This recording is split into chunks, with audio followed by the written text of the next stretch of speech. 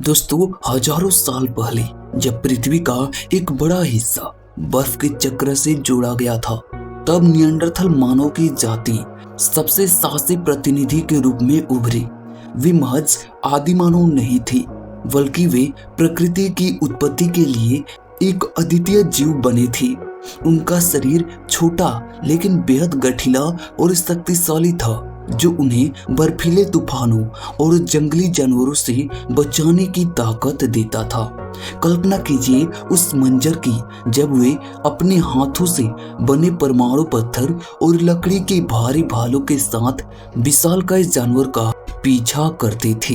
वे केवल मांस पर प्रतिबंध नहीं लगाते थे, बल्कि उन्होंने आग पर नियंत्रण पा लिया था, जिससे वे न केवल अपना खाना पकाते थे, बल्कि गुफाओं के अंदर अंधेरी रातों में रोशनी और गर्मी का संचार भी करते थे।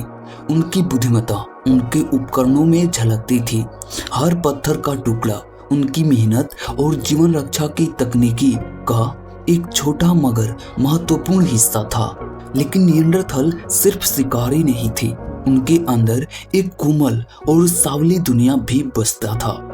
पौराणिक कथाओं में बताया गया है कि वे अपने बीमारी साथियों को अकेले नहीं बल्कि उनकी देखभाल करते थे। जब उनके समूह का कोई सदस्य दुनिया छोड़कर चला जाता तो वे उन्हें सम्मान के साथ विदा करते थे, जो इस बात का प्रमाण है कि उनके मन में मृत्यु और जीवन के बाद दुनिया को गहरी संवेदना थी। उन्होंने गुफाओं की दीवारों पर शिक्षण स्थान उकेरे और अवशेषों व सिपाहियों की आभूषण बनाए, जो उनकी गहरी सोच को दर्शाते हैं। हालांकि लगभग 40,000 साल पहले वे रहस्यमय तरीकों से गायब हो गए, लेकिन वे पूरी तरह खत्म नहीं हुए।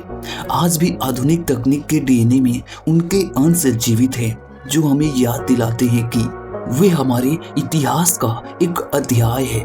हमें इंसान बनने की प्रक्रिया में बहुत कुछ सिखाया गया है। दोस्तों, अगर आपने इस चैनल को सब्सक्राइब नहीं किए हैं तो प्लीज इस चैनल को सब्सक्राइब जरूर कर लेना। धन्यवाद।